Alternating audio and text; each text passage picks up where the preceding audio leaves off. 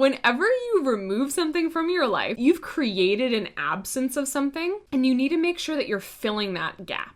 This can even be true for cord cutting, and sometimes why cord cutting doesn't work. You need to bless yourself afterwards and fill yourself up, fill your cup back up, essentially.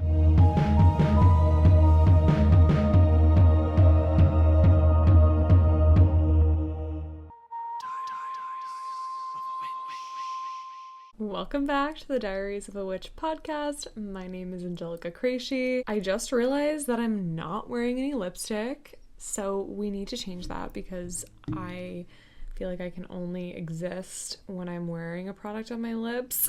Does anyone feel the same way? Okay, we have our lipstick on, even though I'm not even wearing lipstick. I'm wearing lip liner and lip gloss. We have our lip products, plural, on, and yeah, I think I'm ready. I think I'm ready to talk. Today I wanted to talk about facing problems and solving problems with magic and from the perspective of magic. I think that every witch at some point in their life is going to think to themselves, oh, I can use magic to solve this problem, and that probably happens to you often, but I'm kind of talking about when you don't even realize that you are like in the middle of an issue. Sometimes it takes us a little bit, like a couple of weeks or even months, to realize these things about ourselves. And I think when we come to that clarity, that awareness of, oh, I'm experiencing an issue that I kind of want to work out, I think it can be really helpful to remember that you are somebody who can create changes in your physical reality. You are a witch. You can touch in with your will and your desires and what you want, and you can make those changes in your reality. So even if it feels like a huge thing that you cannot change about your life right now, there are things that you can do magically, or even in like a self-care perspective or a self-knowledge perspective, that can really improve your quality of life as you're dealing with these things, or can honestly erase the problems entirely. There's been so many times in my magical practice where a problem was starting to, or in my life in general, I should say, where a problem was like starting to develop, or I was starting to notice a problem. And the second that I started working magic, or even just thinking about it from the perspective of how can I solve this problem with magic, the problem dissolved on its own. So it can be done. It can happen. Even things that feel really frustrating, it can be done. It can be solved. So I wanted to go through a list of some problems that you might be experiencing and magical solutions for those. And I also wanted to talk about what to do when you're at different stages of magical problem solving. So we'll start with the anticipatory issues, the things that haven't become a problem in your life yet, but they're kind of starting to become frustrating for you, and you want to figure out what you can do in advance to stop this from happening or to solve the problem before it starts, essentially. So an example of an anticipatory issue could be that you are about to start looking for a new job. Maybe you haven't yet. Maybe you've been in the job market for a little bit, and it's not quite a problem yet that you haven't found something, but you're just worried in the future that it could turn into something larger. So when you're in this situation about anything in regards to some type of issue that you're anticipating, what I really recommend is doing some divination on what would be the impact of the spell work. I generally recommend this anyway whenever you're doing magic. I think that sometimes it might not be necessary to do a divination on a spell, but for the most part, for most magical workings, I think that they can really benefit from some type of divinatory attention. This can also be in the form of asking the cards if you are asking for the right thing, if you should reword your petition, if you should ask for something bigger, if you should ask for something a little bit smaller at this time.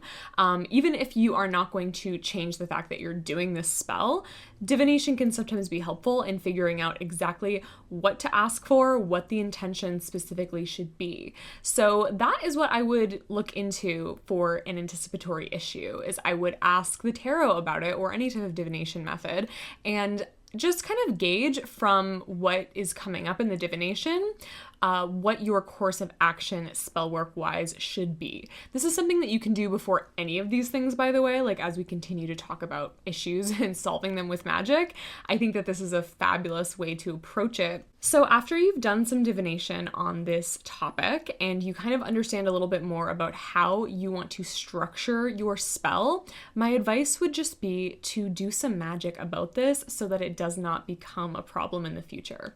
And I would focus on that specifically with your spell work. Like, what is the problem that you are anticipating? What really is the thing that you fear is going to go wrong? For the example, we talked about the fact that you are anticipating an issue in the job market. Like, you just assume that you're not going to be able to get a job and you're worried about that and it's really frustrating you. Just figure out what you want the most in that situation and what might be the best, most potent spell for you to work. So it might be something like just doing a spell to get a job. It might be something like doing some glamour magic to make you stand out. This is what the tarot spread is really helpful for as well, is just figuring out what you're really trying to do and what is the best course of action so that you can implement that. I also wanted to let you know that I'm currently doing a huge course sale and pre-sale on basically all the programs that I ran this year in 2024, plus 2 of the programs I'm running in 2025 that are going to begin this winter. So I have bundled everything by topic. So if you are more interested in glamour magic, you can get the glamour magic course bundle that has Rule the Room and my new glamour magic program that's starting in February for pre-sale. You can bundle those together. I have a witchcraft skills and like spellcrafting bundle called the Craft Bundle. I have a pre-sale bundle that is just Catabasis and Glamour Magic Mastery, my 2 upcoming winter programs. There are so many deals and sales available and everything is highly discounted. Shop the deals, get the sale. The sale ends December 6th and all of the details are going to be in the show notes. So if you are currently facing a problem, like it's not anticipatory, it is currently happening in your life, maybe the example for this could be like you are currently experiencing an issue with a family member. You are not getting along with a family member, the holidays are approaching, you don't know what to do about this family member, and it's really something that's bothering you, right? So that can be our example for this one. So when you are experiencing current issues and you're trying to approach them with magic, something that I really recommend is going to a trusted deity or maybe even a spirit guide about this particular issue. And often you don't even have to do a spell with them or petition them, but just talk to them about the problem, why it's so frustrating to you, what you would like to happen, what is the ideal situation that you would like to occur in this, how would you like to sort of get out of this situation, essentially. And just vent and honestly tell your deity about how much it has been bothering you or, you know, just upsetting you. And honestly, every time I do this, I just go to Hades' altar and I'm like, Hades, this is happening. What is going on? I just like vent. I'm just like, this is a problem, right?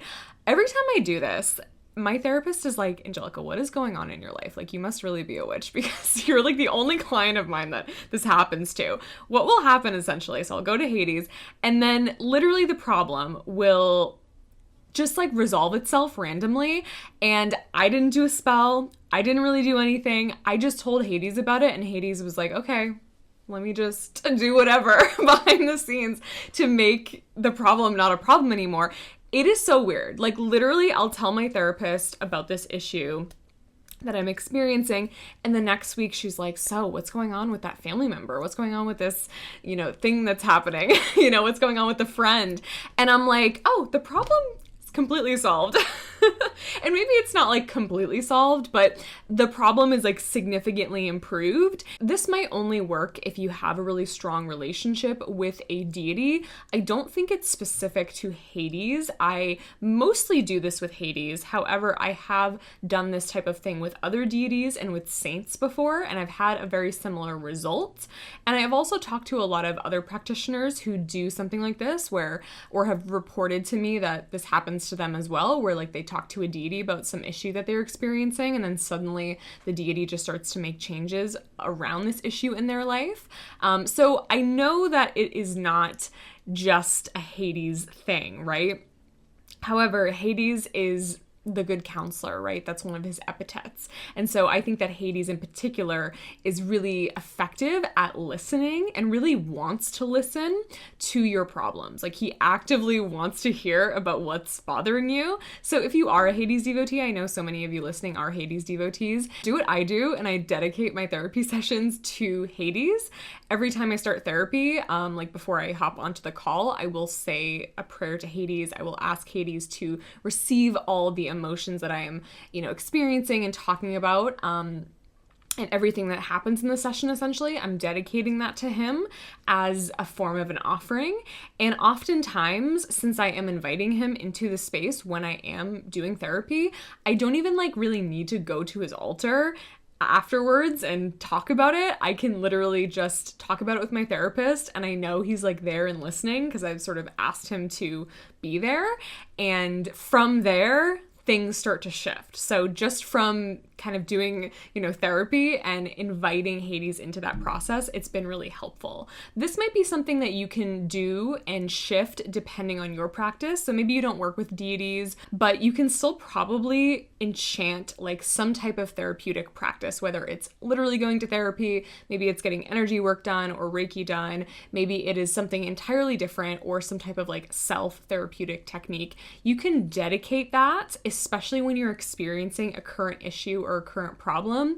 You can dedicate that to the solving of the issue that you are experiencing, and it can actually help to create some pretty big changes and shifts in your life. And honestly, if you were doing therapy or you're doing some type of therapeutic technique in general, you are probably doing it to solve issues in your life or work through things that are, constantly bothering you or frustrating you. Isn't that kind of the whole point? So in a way, it really does help to just set that extra intention when you are going into those sessions and doing those modalities. And if you talk to your deities or do this therapy enchantment technique that I'm talking about, and you don't feel like that is having a huge effect on you or on your life, then I would recommend actually petitioning the deity and specifically asking them for help around this. So it's one thing just to bring it up and kind of enchant your therapy practice and dedicate that to them and do all that kind of thing. But if you feel for whatever reason, they're just not getting it or you just aren't seeing the changes quickly enough, then you can specifically petition them, give them an offering, ask them to help you make changes with this in your life. Sometimes your deities are not going to be able to change your circumstances, and that is okay. And we have to remember that, divine timing is a thing. We undergo certain transits to our natal chart all the time. Sometimes there's really no way out of a situation. And so I also think just having this sense of acceptance, maybe this is just something that I am experiencing right now, and the best thing to do is just to kind of ride the wave through this, and remembering that nothing lasts forever. Happiness doesn't last forever, sadness doesn't last forever, problems don't last forever. Everything is always ebbing and flowing. And, I think it's really helpful for me sometimes when I am in that moment where I'm feeling really frustrated and just things are getting worse and worse or whatever is going on. It's helpful for me to realize, okay, I'm getting to the end of a cycle with something, right? I think of the 10 of Swords, and I'm okay, or even the 9 of Swords, right? And I'm okay, we're getting to the end. This cannot keep going deeper, right? At some point, the needle needs to move the other way. And just remembering that is really helpful for when you feel there's no other solution for what it is that you're experiencing. And then I would also recommend asking yourself, what is the simplest way that I can solve this problem right now? What is the simplest thing that I can do? There might be a couple things that come up. There might be one major thing, but just think of the path of least resistance. You can even pull a card about this. What is the path of least resistance around overcoming this issue or just moving on from this issue entirely? The answer you get might surprise you, and it might be something that isn't a long-term solution, but it could potentially be helpful in the moment. You can basically think of this as what can I do either in a mundane setting or magically that can break up all of the frustration that I'm experiencing right now. So be open to what comes up around this and try to execute it. You know, if you're asking the tarot for this, if you're experiencing this, if you want to try to solve this problem and the solution is something that you resonate with and something that you feel like is going to work out long term, then give it a try and see what happens. You can always adjust and do something else if that doesn't work. This is also when more therapeutic spell work and ritual techniques can be helpful. So having something in your toolkit that you know how to do, that you actually enjoy doing, and that you find to be therapeutic. Maybe it's something that kind of helps your nervous system calm down. Maybe it's something that you enjoy doing for self-care and you can infuse a magical layer into it. For me, this is taking a bath. I love taking baths. I think it's so like healing and warming and fun to just sit in the bathtub. And so I will enchant the bath water with, you know, the thing that I feel like I need to shift whatever issue that I'm experiencing. And it will be so helpful. Usually I'll do some type of like cleansing or uncrossing bath, but sometimes I'll, you know, come to the idea that maybe the solution really is just glamour magic, or maybe the solution is really just like, you know, any other type of magic, like road opening or whatever it is, right? Whatever the intention is. And I will do the bath and consecrate the bath for that intention specifically. And I will sit in the bath and sink into the water. And it really just helps like my entire body and psyche and mind and auric field absorb what it is that I'm setting intention for. And even if mentally I'm feeling kind of drained and like I'm just not in the mood to like really concentrate on that magical effect, the act of just sitting in the bath will help me absorb those things and help me like remove and cleanse away issues that I'm experiencing, and it can be really helpful. So it's like a type of spell work that is pretty easy, and if I'm really not feeling it, I can just sit in the water and it'll still have a really potent effect. Another tip is I like to sometimes consecrate candles and other types of spellwork materia in advance for situations like this. I also like to do this because I enjoy doing like consecration of candles and curios and magical items in batches.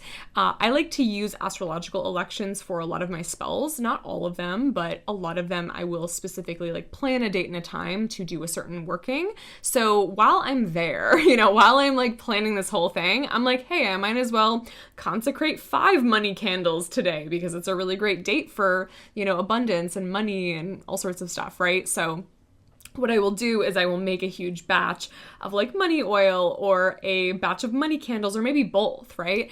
And then I have these really potent charged items that, you know, I created under a specific astrological election that I can just pull out whenever I want to use that object. And then I don't have to actually like do the entire spell from scratch or consecrate the whole object from scratch. I think sometimes when we are in the middle of situations or we're just busy or we, you know, find ourselves in these situations where we're like, oh my gosh, like, what's going on? I need to like do this spell all of a sudden.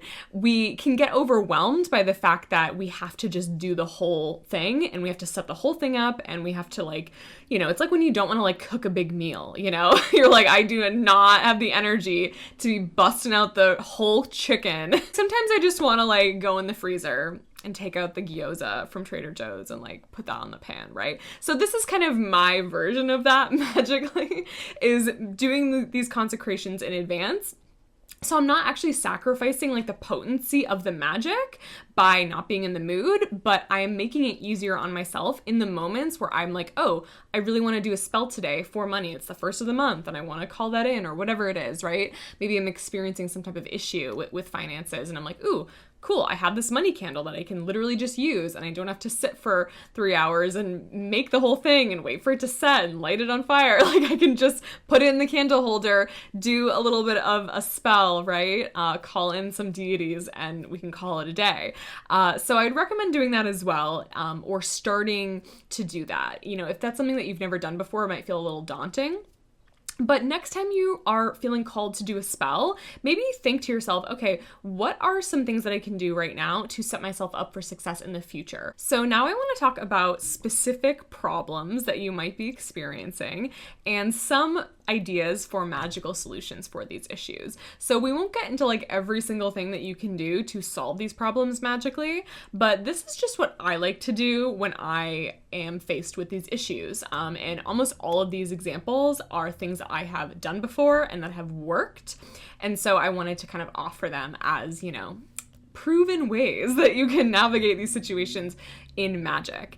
Obviously, your practice is very different than mine, I'm sure. So, you know, take these things and try them out in your own practice, and you might have other solutions, or you might come up with other solutions in the future for these problems. So the first issue is just having problems with other people in general. This could be like a family issue. This could be a friend issue. This could be at work. Just you're having an issue with somebody, right? What are we going to do? How are we going to solve the problem? So there's a lot of ways to work with this. I would really recommend, first of all, working with saints. You're probably like, Angelica, what's this? The saints? What are we doing with the saints? So I am Italian. I did grow up in a Catholic household. I grew up with a lot of saint veneration. Like, we had saint altars in our homes. My grandmother had saint altars in her homes. My mom did. Everybody in our family did. We had the candles. We had the oil. Like, we were a saint family, right? And my grandmother would always say to me, Angelica, God, Jesus, they don't care about you. They're busy. They don't want to hear about whatever problems you're experiencing. But if you are experiencing an issue, go talk to the saints, because the saints can really help you. And so I kind of have taken that advice from my grandmother to heart over the years. And I also like working saint magic around other people, specifically like the problems with other people, because saints, from my perspective, right? Saints are these beings that they were human. They know what it's like to be human, so they can empathize with human emotions and human experiences. They have reached some type of like spiritual mastery in some type of way. You could think of them as like an ascended master or whatever you want to, but they are kind of like exalted in the sense that they have dominion over things. They can create changes. They can make stuff happen, especially in the domains that they rule over. It's kind of similar to deities in a way. It's not the exact same thing, but it's a little similar in terms of the petitions and, you know, petitioning a deity that rules over something, petitioning a saint that rules over something. But saints are also not going to fuck shit up in your life. Like, they're going to do things by the book. They're going to do things in the way that is going to long-term be really successful for you, right? They don't want to hurt people. They're like incapable of doing that, right? I'm sure, you know, you could argue, or you could make an argument, or somebody could tell me a story about a time that they petitioned a saint and the saint was just causing havoc or whatever. I just don't know if I believe that that is happening in my paradigm. I've never experienced that. I haven't heard a lot of stories around that. And my experience with saints, especially when I talk to, you know, my magical mentors who have been working with saints for a very long time about this as well. Like, my experience and my learned experience with saints is that they want to create general harmony. They want to help you, and they are not going to do something that you can't like, they're not going to manifest something in your life that you can't handle, or that is ultimately going to directly cause problems for other people. So I say all this because keeping that in mind, it can be really helpful when you are working magic on other people to go about it from the perspective of working with the saints or working with angels, or just working with deities that you trust and you feel like are going to do things in a really just way, right? Creating justice, creating balance, creating harmony. Can you tell I'm a Mars and Libra? I'm like, I don't want to make anybody sad. So this advice might be totally irrelevant to you if you're like, I don't mind causing havoc in people's lives, especially if they're fucking with me, right? And trust me, I am not against that. Like, if there's somebody genuinely bothering me or threatening me or whatever, like, I have no problem. I work with death deities. Like, that is my primary practice. Like, you know I have no problem calling upon them, right? It's not an issue. But when I'm working with, like, family members that I love, or friends, or people that I just don't know very well, and I'm not gonna just start sending like the fucking death gods after them, right? I like to call on the saints, and I like to be like, hey, you know, I'm having this problem with this person. Can you harmoniously solve this? Can you, you know, help us come together and help us, create like a solution about whatever this issue is. I just find that is, for me, like the best way to go about more neutral issues that I'm having with people. Like, let's say I'm having an issue at work with somebody. I don't work for anybody. It's just with me. I'm having an issue with myself at work. Maybe I'll do a recent example, like an actual real example. Recently, I was having some issues with kind of like somebody in the domain of my work, but they weren't like, they're not my coworker. I don't have any coworkers, right? They're not my employee. It was just like a colleague, like somebody who's sort of in my domain, but we don't work directly together. And I was having some issues with this person. I was really just disagreeing with this person. And I was having to come into contact with them kind of often for, just specific things in our like local area that we both operate in and live in. And I asked, my patron saint, Saint Anthony, who's been working with my family for a long time, I have a pretty strong relationship with him in particular. I asked him like, hey, can you help to create some harmony between me and this person?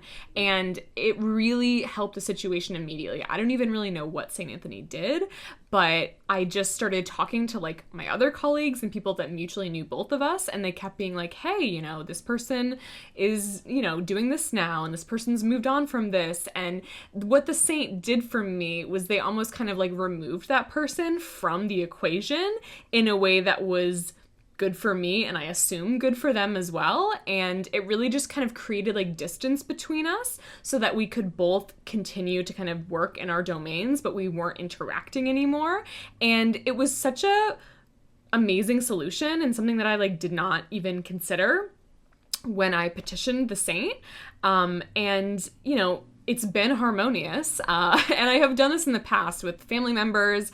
Another thing you can do as well is specifically asking them to help the person kind of come into their ways, or to start seeing the situation clearly or from your perspective. Especially when I'm arguing with somebody, or I feel like somebody is not understanding my perspective, and that's what the whole problem is. I will do a spell specifically, or petition a saint specifically, about having this person start to understand what my perspective is, or having this person sort of open their mind a little bit and stop thinking so narrowly about the solution. And I know that I'm not always right. So sometimes I like to say to the saint, like, hey, help us both see clearly. Help me and this person start understanding each other so that we can come to this place where we can fix our issues. Some other things that you can try when you're having problems with people: you can do glamour magic to get these people to see you from a different perspective. This helps so much, especially when you feel like somebody is just not understanding you. Or let's say like you have a friend from high school and they just only see you as who you were in high school. You can literally do glamour magic that targets them specifically around them starting to understand who you are right now. Like you're 10 years older and you're not the same person, and you want to project that and you want them to understand that about you. I've done this with family members that I feel like I have not really gotten along with recently. Or I just feel like they don't know who I am, like they don't really talk to me a lot, or they just don't really care to learn who I am, like as I'm getting older and as I'm growing. I don't know if you've had an experience like this, but I have like specific family members that just continue to see me like in my younger persona, and they don't like see how I've grown. And I've done some glamour magic specifically around those situations. Like before I go to family gatherings, before I see this person, I will enchant myself and I will do some glamour around this person seeing me as I truly am, as I've grown, as, who I am right now. And it has been really effective in helping them understand me and just see me from that different perspective. That's what glamour magic is for. And I think that sometimes people often assume that you can only do glamour magic to like seduce somebody, or you can only do glamour magic to like, be more visible in your career. And you can do glamour magic for both of those, but you can also do them in these really like fabulous situations where you otherwise are like, I don't know how to connect with this family member, or I don't know how this family member is going to react to me. You can do glamour magic to protect yourself from those people and to also kind of like project, you know, your authenticity to them so that they can start to understand it. It's kind of glamour magic, but there's, you know, another technique that you can do where you kind of change your belief about the person. So this is also helpful if you feel like the person is, you know, kind of like has a negative perspective of you in some way. If you shift that, if you say to yourself, and you can do this with, you know, spell work or sympathetic magic or a variety of things, right? But if you say to yourself, like, I don't believe that this person sees me this way anymore. This person is not thinking about me this way anymore. This person has changed their perspective on me. That was an old situation. Now this person sees me as this type of person or whatever, or understands me, or has come to a, you know, consensus about me that's different.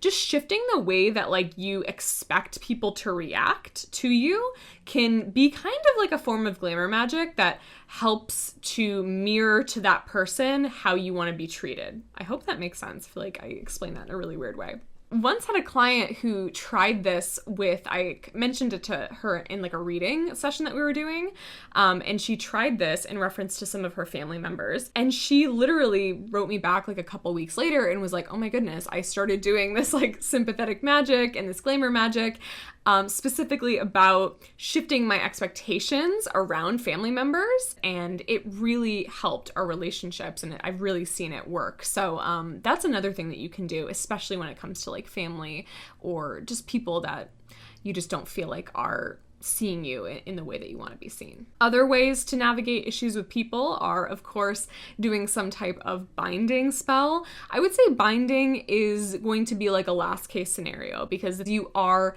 tying the person up magically. So sometimes what happens when you do binding is you will like almost make this person rigid and unmovable, and they will never change their perspective on you. Binding magic is really helpful when somebody is like actively threatening you, or you generally don't feel safe around somebody and you don't want them in your life anymore. I would do some banishing work, and I would do some work on like binding specific to mitigating the harm that they can do on you, like having that specific intention. Like, I am tying this person's hands so that they cannot harm me, they can't come near me, they can't do this, they can't do that, right? I would also recommend like some invisibility magic, maybe even some magic to make them like turned off by the idea of you. In terms of like, I've done this on like exes and stuff where I have done magic on them, like sympathetic magic to make them just like not want to think about me anymore. Or whenever they do think about me, they're kind of just like, ugh, I don't want to think about this person anymore. Like, I just want to move on from this person. And then with that, I'll do invisibility magic and I'll do some banishing stuff. So like, I am no longer in their life. I've banished them out of my life. I am making myself invisible to them so that they can't find me or see me. And I am, you know, doing some sympathetic magic on them so that when they think of me, or when they maybe try to like look me up on social media or something, they just get distracted or confused, or they just stop doing that, right? Again, I think that glamour magic is really positive for this because it helps people see you differently, and you can also use it to attract people. So if it's somebody who is like not in your life for whatever reason, but you really want to bring them into your life, and that's like the crux of the issue, or maybe even like a boss or somebody that you want to get on their good side, doing glamour magic to show up as like a really, you know, positive person in their life and somebody that they constantly want to be around can be really helpful for that specific issue. So let's move on to another problem. So something that can maybe be an issue is you feeling angry or frustrated or just like really hot-headed about a situation, or maybe you are experiencing somebody who's feeling that way themselves, right? And there's so many emotions under anger. There's so many underlying things, but if you are feeling angry, or if somebody in your life is generally feeling angry or frustrated about something, or maybe they just don't feel like they're moving forward in life, like there's just some type of issue that's creating this anger, I would recommend working with water. So obviously you have your freezer spells and whatnot, which can be really helpful at cooling down somebody. But you can also just do any type of water magic. So you can take a bath if you're feeling angry. You can encourage the person in your life to take a bath.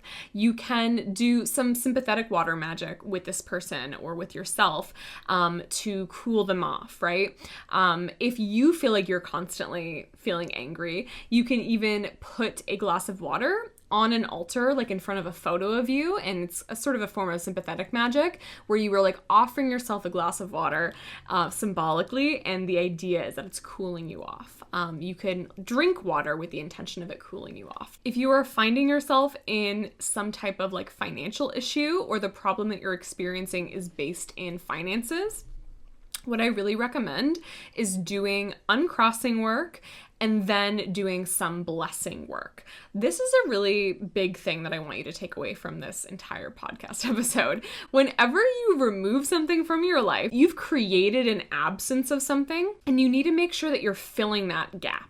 This can even be true for cord cutting, and sometimes why cord cutting doesn't work. You need to bless yourself afterwards and fill yourself up, fill your cup back up, essentially. This happens a lot, especially with financial magic, or whenever you're doing some type of like, debt cleansing or removal of problems or whatever it is, right? If you remove problems from your life, you have to think about what you want to take up that space, right? It's kind of like a lightning bolt, how when it kind of comes into the atmosphere, it creates this big gap in the atmosphere, and that's what thunder is like air filling up that gap, and it just creates this sort of big booming, sound, right? That can happen magically. Like you do a debt cleansing spell or something like that, and then you're like, my finances have not improved. If anything, they're just getting worse or whatever. That's like the thunder coming in and filling up the gap that you created and causing this like larger issue or something like that, right? That's my analogy, is the thunder. So what I recommend is doing some type of cleansing and removal, whether it's debt, whether it's financial issues, whether it's like just whatever you're experiencing, right? What you want less of, do like, you can think about it as like Saturnian magic to get rid of the thing that you don't want to experience anymore. But after that, you have to do some type of magic to bring something in. So you can even think about it very specifically, like, okay, I am clearing this debt and I am bringing in a new job or like a side hustle or something that is going to make sure that I don't, continue to get myself into debt. Or it could be something like I'm cleansing debt and I am, committing to and doing a spell to be actively better at budgeting so that I can avoid that in the future, right? So thinking about what is like the opposite of, or maybe not like the opposite, but what is something that could help to mitigate in the future the problem that you are trying to solve now. So let's say you're like an entrepreneur and the problem is that you're experiencing like low sales. You can, do maybe some uncrossing to help remove obstacles that are in your way around the sales coming in. But then maybe you can do a spell to, or even like a mundane action. I think it's, if you're doing something magically that's removing or cleansing or uncrossing, I think it's always good to do some type of magical blessing in return. So for maybe this, for this situation, maybe it could look like you're doing a spell to uncross the issues that are surrounding why you're not having sales, and then you're doing like a glamour magic spell to become more visible to future clients. And you can also do mundane things that are in those two categories too. So the mundane action might be like taking a marketing class or something, right? Taking a sales class. For the uncrossing work, the mundane thing that you could do could be like journaling about why you think you're not getting sales right now. Like, what do you think is the actual problem? Do you have no time to market? Are you marketing and you're feeling like it's just not going well? Do you need to shift something maybe in your strategy? Like, what needs to happen there? So brainstorming that and then doing the mundane action to solve that in the future by maybe taking like a business class or something, and then doing the same things magically, So glamour magic spell and the uncrossing spell. So that's how I like to structure things like, financial magic, or you could apply this to a variety of things. If it's in your career, it could even be like in a relationship or any type of problem that you're experiencing.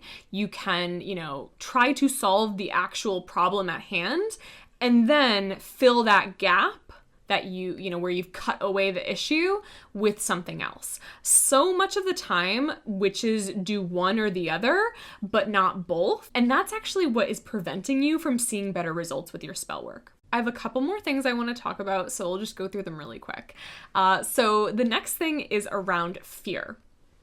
If you are experiencing a lot of fear or worry about a situation, the best thing that you can do, and like that's the problem that you're experiencing right now, the best thing that you can do is just try to release the effect that the fear has on you. Try to acknowledge the fact that you are fearful about the situation. It is something that you're worried about. It is something that is taking up all this space in your life, and just acknowledging that and even kind of investigating that fear a little bit can be really helpful at removing the like really gripping effect that that thing has on you. You know, acknowledging that, talking about it with your therapist, talking about it with somebody that you trust, journaling about it, pulling some cards about it, you know, getting out your shadow work deck, getting out your Oracle of Pluto deck. I just happen to have this on my desk. And that can be scary, but it can also be really helpful. And then I would do some type of magic that is really about letting things go and transmuting.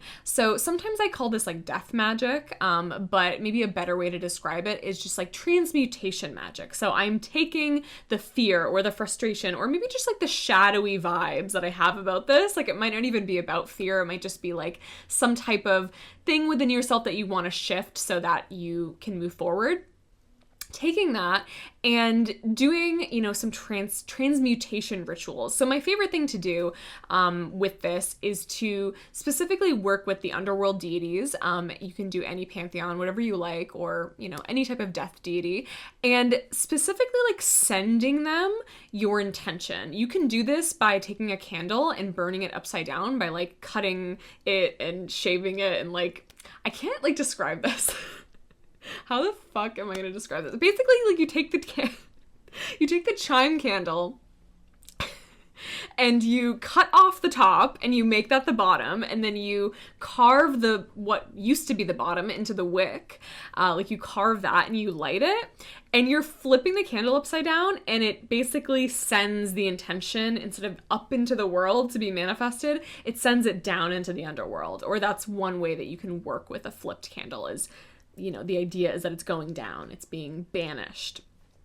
So doing this kind of work around things like habits, things like fear, things like, you know, shadowy stuff that you just want to let go of or that you're ready to let go of, issues that you're even having with other people, just removing any problem, sending it down into the underworld, and setting the intention that the underworld deities are transmuting that for you, or just the space of the underworld in general. You know, it's a place of life and death. You know, people go there and then they get reincarnated and they come back, right? You know, matter can never be destroyed. It can only be transmuted. That's the idea here. So you're sending it to the underworld with the intention that this is going to be transmuted into something else in your life, right? Or, and it kind of works with that idea that I was just saying, where it's difficult when you are trying to do spells and you are only banishing or only bringing new things in. It's kind of that idea where, like, you know, you can never destroy something fully. So you have to like think about it as if you're transmuting it when you're trying to get rid of something. So for that perspective and for that reason, it can be really helpful to do just a spell that is entirely about transmutation. That's the whole point. You can set an intention of what you want this energy to turn into. Like, I want fear to turn into acceptance and courage and strength. It could be something more physical. It could be like, I want, you know, the fear I have about my financial situation to turn into money, you know, work with the tarot, ask the gods of the underworld what is possible for you right now. Some things are not like a one-to-one transformation in terms of like, you can't be like, well, I don't want to say you can't do this, but you might not have success if you're like, I'm taking this habit that I have or this like small fear that I have and I'm changing it and transmuting it into like a brand new 7-bedroom, 6-bath house. Like, that might not be effective. you know? So you have to kind of think about it as like, okay, the matter is directly being transmuted. So you want to find things that feel similar or feel like a similar energetic exchange, if that makes sense. But I think that can be really helpful for any of those types of situations and for a lot of different types of problems. Most other problems can be solved by doing uncrossing work, doing spiritual cleansing. I also recommend like cleansing the house. Sometimes the house environment will... Like there's a couple things that can happen. Sometimes the house can just hold on to a lot of the energy that you're experiencing, or it can almost be like almost like a magnified version of your psyche or the thoughts that you have. I'm sure you've heard of like when you cleanse your space, you start to feel better mentally. So it's kind of like that idea, only it's more of like a magical superstition.